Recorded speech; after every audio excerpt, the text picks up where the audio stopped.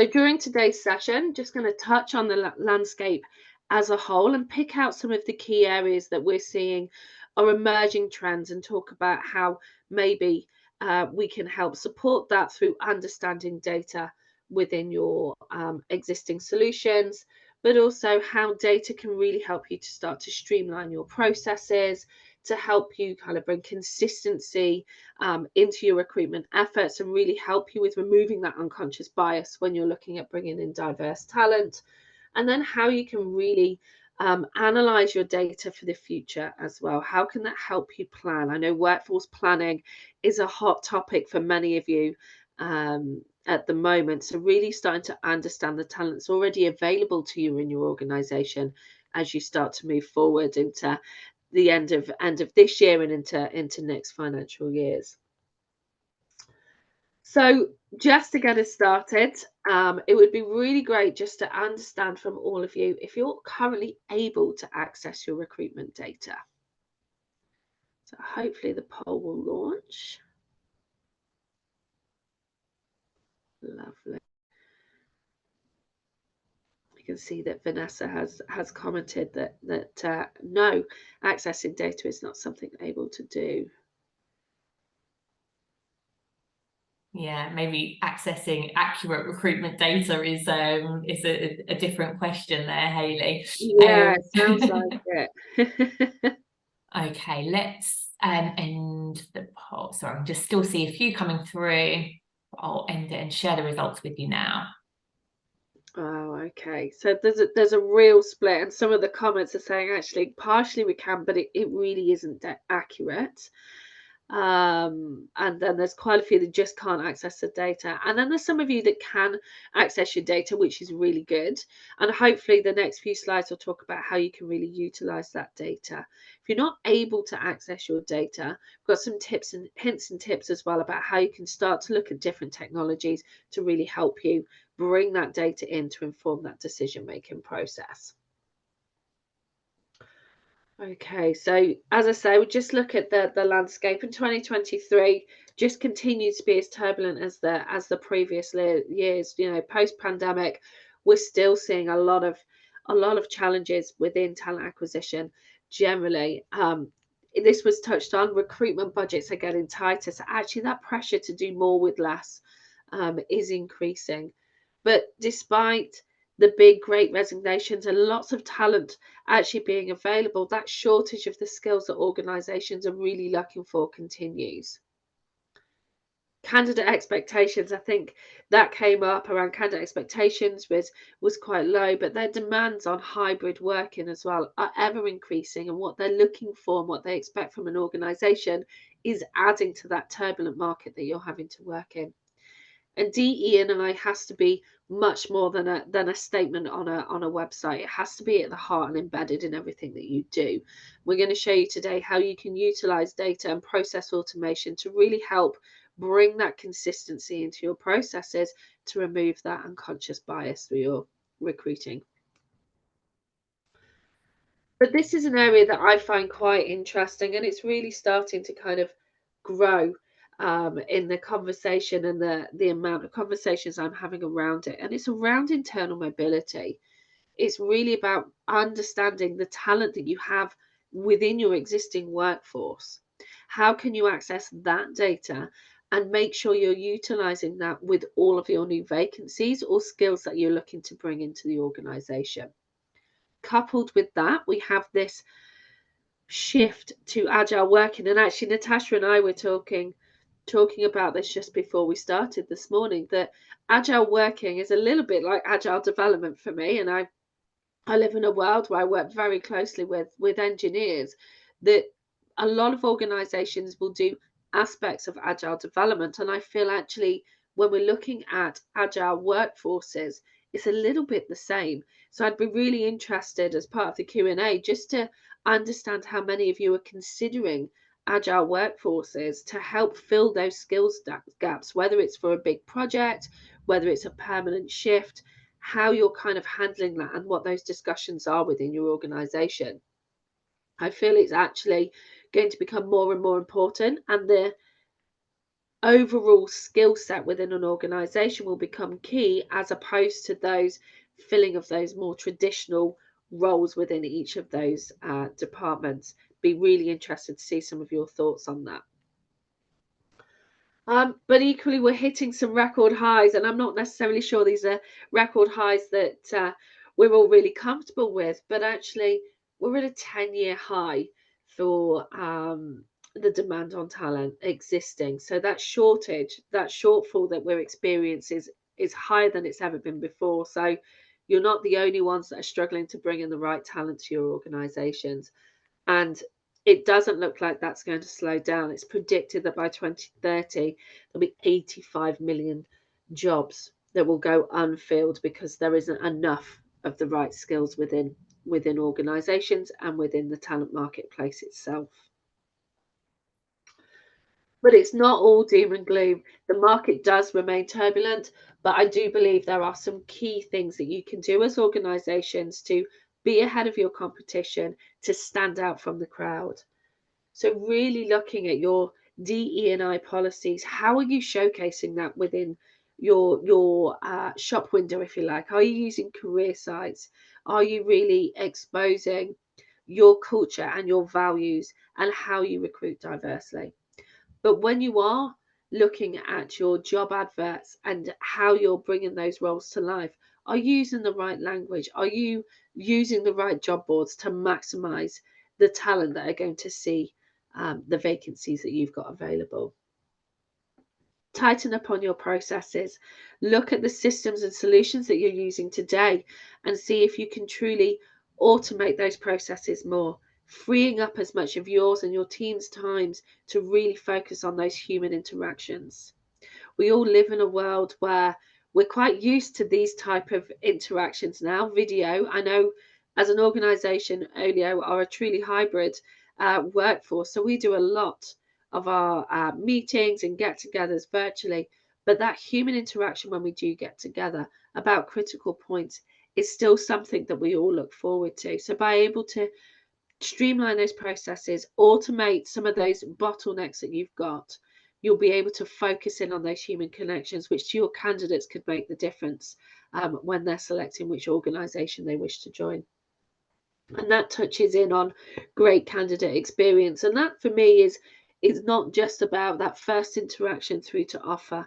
It's how do you keep that experience going? How does that merge and that handover from candidate to employee really help them understand what to expect, keep the culture and values that they've learnt about through everything in the talent acquisition process, keep that going, keep them informed so that when they join, they know what to expect and they're feeling super confident, as opposed to having anxieties or not feeling as valued as they did earlier in the process, which can lead to that quick quitting that we've seen so much of recently.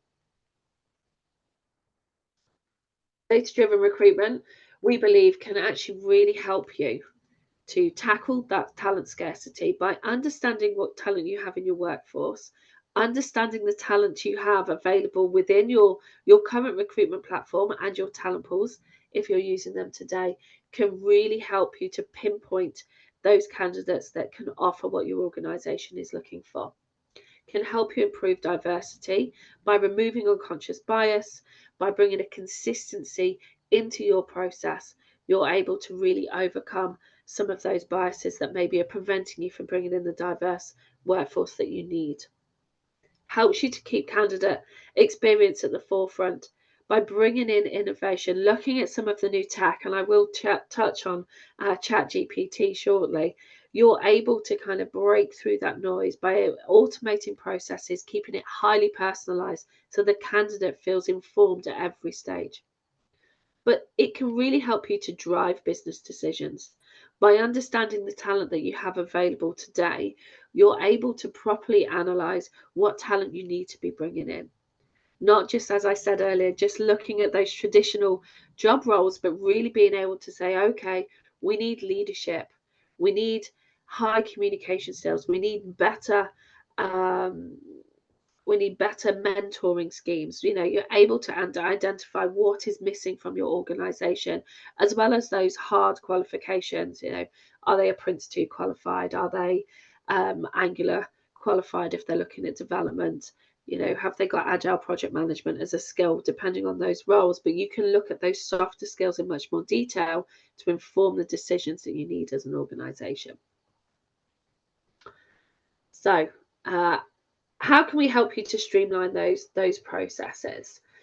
So just as we go into this, I understand that some of you can access your data, some of you can't. But within your hiring processes, are you starting to look at how you can automate and use data to help you automate those processes? Hopefully that poll will load in just a moment. Lovely. I can see there's lots of chat happening as well, which is really good. Yeah, there's lots of conversations going on there, Hayley. I'll leave this. Really good conversations as well, which is great. Lots of knowledge sharing going on, which is really interesting. Absolutely. Let me just leave this up and running for another 10-15 seconds or so.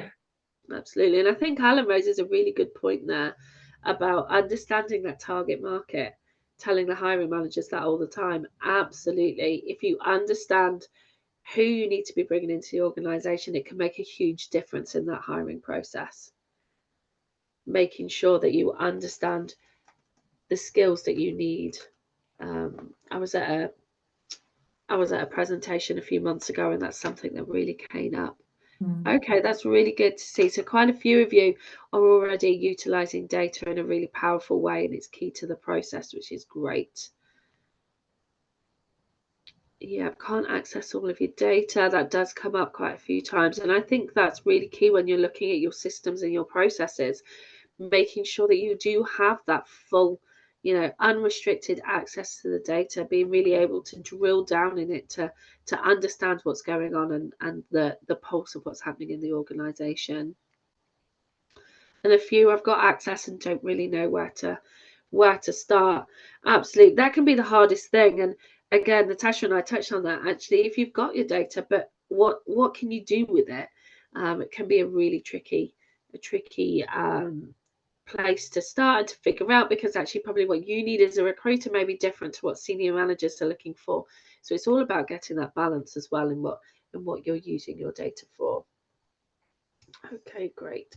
Just clicked off the screen. So I believe that you can use data all the way through the hiring funnel, whether that's right at the beginning when you're trying to attract the right candidates, through to screening and selection, even during interview. There are some great tools that can really help you now to get through to interview, do interviews in a much more consistent way that can help to remove that bias. But equally then utilizing the data around decision and offer, and that can be as simple as scoring interview answers, looking at whether they're able to demonstrate certain behaviors, and even just to ensuring that you're bringing the right data through into your offer forms. It's all about utilizing data, and it can be used in so many different ways. It doesn't always have to be a focus on reporting. It's how it can drive your entire process that I think is really exciting and can show those really strong improvements for people.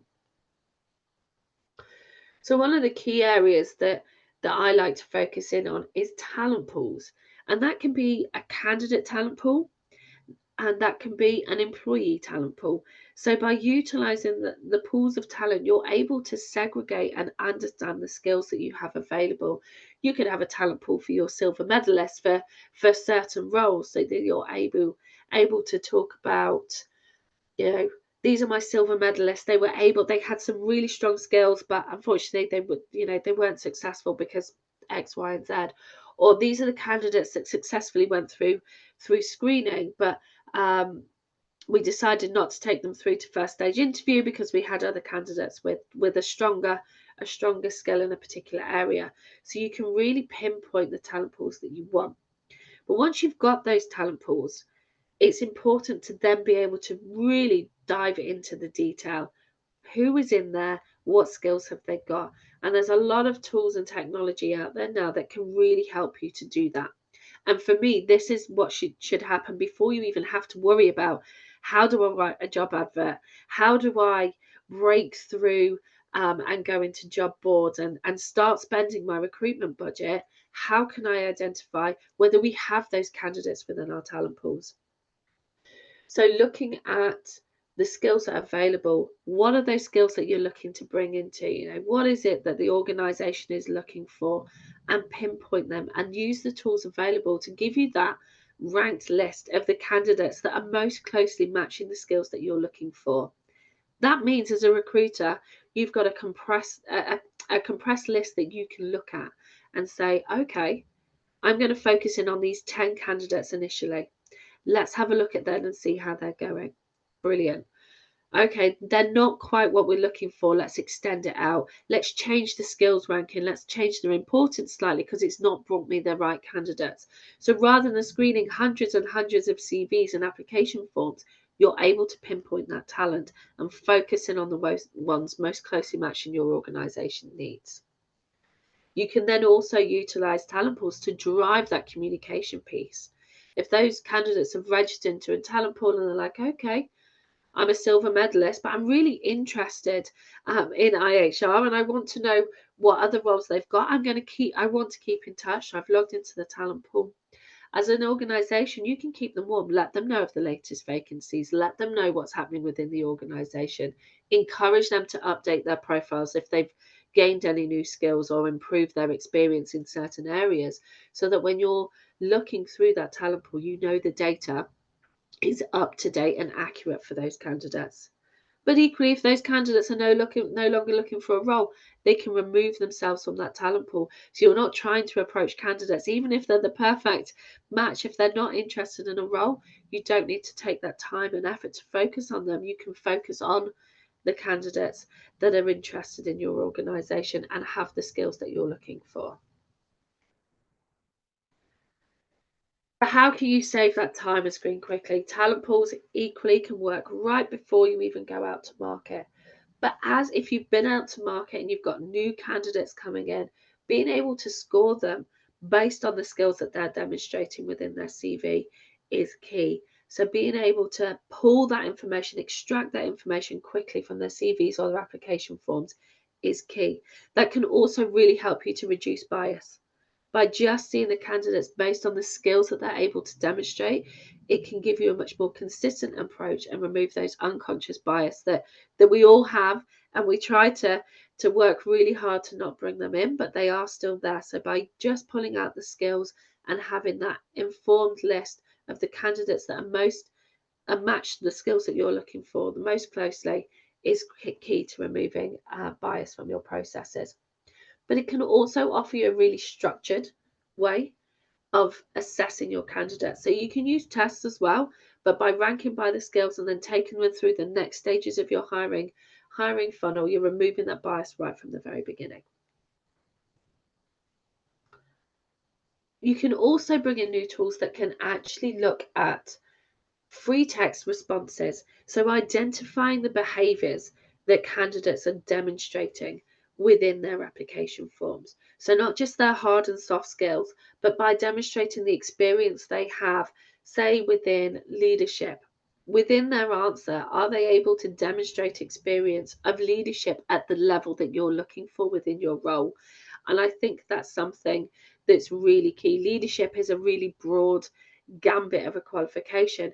So, if it's a new first time manager, what would leadership skills look like based on as opposed to a senior manager of an organization? The skills that you're looking for are different. So having the tools that can identify how well they're able to demonstrate the skill that you're looking for at the level you require can really help you to streamline that process and ensure that those candidates that you're taking through to the next stage, taking through to interviews, are going to be able to interview well, answer the questions, and have the skills that you're looking for, which is the critical piece. And it can really help you to boost diversity. Again, you're focusing in on the skills and their ability to perform the role, as opposed to maybe how their CV is written, the font color, things like that. It's really crazy. And I have one of those things about CVs. I think some people like CVs where they're highly colourful and they're written in a certain way. Other people like CVs to be, Times New Roman, no more than 2 pages. We've all got that kind of expectation around what we're looking for. So by taking their answers and their responses out and looking purely at the skills, you can remove those biases. You can remove the bias that can sometimes creep in based on date of birth. I don't think many of us put our date of birth on CVs anymore, but you're able to pull that information and separate it out to help you boost that diversity within your hiring funnel. So I hope you've all got your smartphones with you and you're able to scan a QR code. If not, we will send this link out to you afterwards. But Police Scotland is one of our customers, and we're super excited that they did a case study with us to talk about how, through bringing data into their processes and automation and actually being able to understand their data more than they previously were, they were able to significantly reduce their time to hire. And I believe we do have a couple of people from Police Scotland on here this morning. So good morning to you if you have joined. But please do have a look at that case study, because it really brings to life how data can have a huge impact on the processes. Hi, Fiona. Good to see you. So it can really, really drive down that time to hire. One of their particular challenges, and I'll just touch on this and move on. I don't want to stop you from being able to digest this in your own time, but they were really, just building a report, just accessing their data to build a report was a really painful and long process for them. So by bringing in the right tools and being able to access that data in a much more free and open way than they were previously, they were able to produce those reports and understand what was happening in their processes much more than they were able to do before. I'll just leave that for another couple of seconds, just so make sure that everybody's been able to access it if they are looking to do so. Perfect. Okay, so how can we improve those D&I efforts? So I'm just going to touch on a few opportunities here. So inclusive writing is one of those key areas that actually, when you're looking at a job advert, when you're looking at job descriptions, making sure that you're using the right language to attract the most broad range of candidates is really key. And there's quite a lot of research around the use of masculine versus feminine words. Masculine words can really discourage female applicants into the process, but by using more gender neutral, more feminine words, you're able to encourage more people into the process. Feminine language doesn't tend to discourage male applicants. So you're able to really broaden that. So, some of those terms are like championing, so just softening that language, thinking about the terms that you're using can really have an impact to you. And this is where I want to touch on ChatGPT just a little bit, because I think actually writing a knockout competition beating job advert is an area that actually can be quite challenging. And trying to look at, how do I keep breaking through that noise? If you use LinkedIn or other job boards, how do you stand out from the crowd in how you're advertising your role? And this for me is where I believe, ChatGPT has a really good place within the recruitment process. I know there's lots of debates about candidates using ChatGPT to help them answer questions or within writing their resumes, etc. But I think, being able to utilize ChatGPT to come up with an advert that brings a really compelling story, and then checking that using a tool to help you check the language that you're using, and just that sanity check to make sure that you've got really gender language in there, can make a huge difference into your application rates and attracting that big, wide talent pool that you need to get the right skills into your organization. But making sure that you're able to take automation, and this is something that when I look at processes that organizations use today, even if they have a recruiting platform, a lot of organizations are still taking information out and still going back to their spreadsheets, or using a spreadsheet to manage certain aspects and then automating different processes. I think what's really key in being able to get to that talent quickly is get a system where automation can really do the heavy lifting for you. Any of those bottlenecks within your process, look to see how you can really start to remove those bottlenecks. Is it through automation? Is it through understanding your data more? Is it through having a really interactive dashboard that says, hey guys, look, everybody's getting stuck at interview because these hiring managers, their diaries are just too busy. How do we free that up? What other tools can we bring in to remove those bottlenecks? Everybody's stuck at screening. How do we speed up our screening processes? Actually, offer letters are taking far too long because we just have one person in the HR team that's responsible for manually creating all of these offer letters and having to check in the system against spreadsheets. Look at how you can automate to really drive that process through to be as slick and as quick as it possibly can be. Perfect. And be consistent. Yeah, I've been a hiring manager. I'm sure all of you guys have. And actually, making sure you're consistent in all your processes can really help to speed up your process.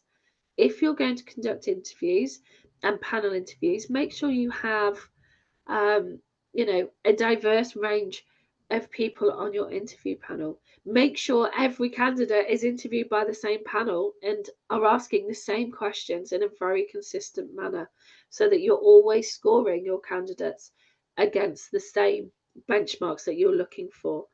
Make sure that you're always looking at the candidates with the skills and that can fit within your organization. And make sure that scoring is always done and logged in a very consistent way. Keep that information in your system so that you can go back and you can check. You can check that they're being scored, that they're being ranked fairly. And by understanding the skills that they're bringing to the organisation right at the very start, you're able to really assess if they're right for the roles. Okay, so how can you analyse data for the future? And this for me is key. So really understanding the data that you have. So we've spoken about talent pools and understanding the skills that are within the talent pools, but actually understanding the day-to-day data within your system. Those real-time dashboards can be a huge help to you as recruiters to understand where is your attention needed. Where do you need to focus on that day to help move those candidates through, and equally pinpointing those bottlenecks I've just touched on, making sure that you're able to overcome them in a very quick and efficient way so you don't have candidates languishing at a certain stage. We've all been there, I'm sure, where you've gone to interview and then it's a week, 10 days before you've heard, and actually the anxieties creep in as a candidate. You think, actually, maybe I wasn't successful, maybe I'm not a right fit for that organization. So you start to move away and you start to look at other roles, and then that organization comes back and they go, oh, I'm sorry, we've just had a delay, or I've not been able to catch up with the hiring managers because the notes haven't been where you needed them to be and that decision hasn't been within the system. You need to look at how you can break those bottlenecks to keep the candidates engaged and keep them informed, most importantly, of where they are in the process. So what does great reporting look like? And this, enable to deliver data-driven recruitment, you really need to be able to understand your data. So from an operational perspective, your day-to-day reporting, where are they? What do you need to do? Have you got a delay in requisitions being signed off? All of those things that you need to understand as recruiters. But you really need to be able to understand that big strategic piece of work as well.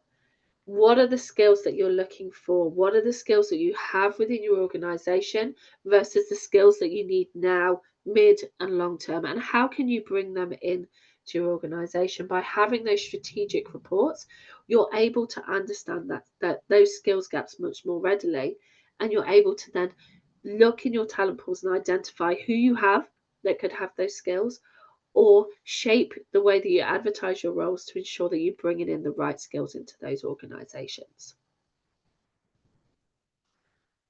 but measure your success. You know, I'm a true believer in always being able to look back and measure how far you've come in that process. You know, whether that's a monthly report to see how you've been able to move candidates through the process. If you've had a big recruitment drive, how are you able to really move them through? But understanding the challenges that you're facing and look at ways to drive those efficiencies. Understanding performance against those key metrics. Are you increasing the diversity in your workforce? Are you able to attract a more diverse pool of candidates for the roles that you're looking for? Are you driving a more consistent approach? Are you scoring candidates on the same frameworks time after time in a very consistent manner? What are those improvements that you still need to look at to really help drive that process through? So for me, it becomes a bit of a 5-step process, and I love a highly visual slide, but it's all about understanding that data starts right at the beginning of your process, but needs to go all the way through right to the end and then loop back so that you can do that continuous improvement. We talk about it in ourselves and our personal development, but actually within our processes that we're driving as an organization, being open and honest and looking at that data for what it is and not trying to bend or shape it, but kind of saying, you know, this is our data, this is a key area where we're struggling, and looking at how you can start to bring that through. And like I say, whether that's through attracting candidates, are your job adverts falling a little bit flat? Are you only getting applications from certain certain genders or certain ethnic groups? How can you broaden that? How can you broaden the range of talent that you're able to bring in?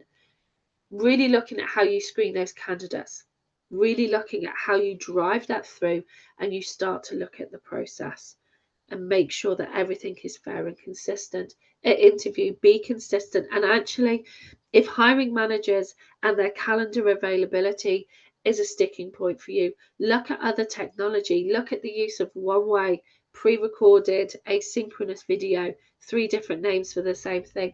But look at those tools to say, okay, our hiring manager's availability is a real challenge.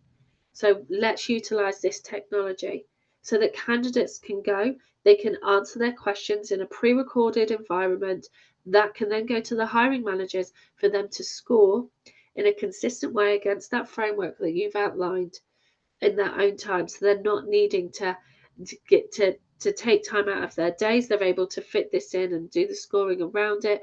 But equally, you're not trying to combine 3 or 4 different people's diaries to turn up for a panel interview. You're able to do it in a much more open way that can feed that process and remove that bottleneck for you. Make sure you're building out your talent pools and that you really understand the talent that you're building up within them. Once you start to use them, and I think it's Alan that's been talking about these. Once you start to use talent pools, they soon build up. When you're encouraging candidates to be in a talent pool and you're driving them into talent pools based on where they've got in the process, that access to high quality talent is suddenly opened. You're able to revisit candidates much more readily and understand the skills and remember those interactions more than if you're going back through CVs and resumes and trying to remember the notes that you put on a spreadsheet for a vacancy they applied for. You can shortcut all of that by pinpointing that talent from within your talent pools and do that continuous improvement piece. It's really, really key to help you drive forward and keep overcoming these challenges. You know, we touched on it at the beginning. It's been so turbulent for the last 3 years. It doesn't really show any signs of getting a huge amount easier. So making sure you can understand your data and understand your talent will help you overcome any of those new challenges that start to emerge within talent acquisition. So who are we? Just a little bit on Oleeo. I won't take too much of your time. I really want this to be about how you can understand your data. But as Natasha touched on, we are an ATS provider, and we really believe in utilizing data through all of our processes. So a lot of what we do and drive innovation is about how can we utilize new tools, new techniques within our product to help you drive forward. So whether that's automation, whether that's through starting to introduce AI and machine learning into the processes to help you be more informed as you move forward, to really pinpoint the skills that you're looking for, or to understand how to create longevity within your workforce based on your previous hires. We're really looking at how we can create that for you. We also believe that bringing it all the way through to onboarding is key. So we have a number of tools that can help and support you as recruiters, and indeed your HR and people teams, to drive that through and keep that consistent approach going, so that hard work around culture and values and the rapport that you built isn't lost if they get stuck at pre-employment checks for a few weeks, because actually they sometimes just take a bit long. You can build in the communication tools to keep them informed of what's happening, to keep them excited about the role that they've agreed to join. And just our final slide is just a few of our amazing customers that we have. As I said, we also have Police Scotland who have joined this webinar today, which is really great. But we work with a really broad range of organisations, and we believe that's what helps us to really overcome challenges, because we're able to work with many different industries and really help and support their processes, and drive that automation and efficiency to help them bring that great talent in.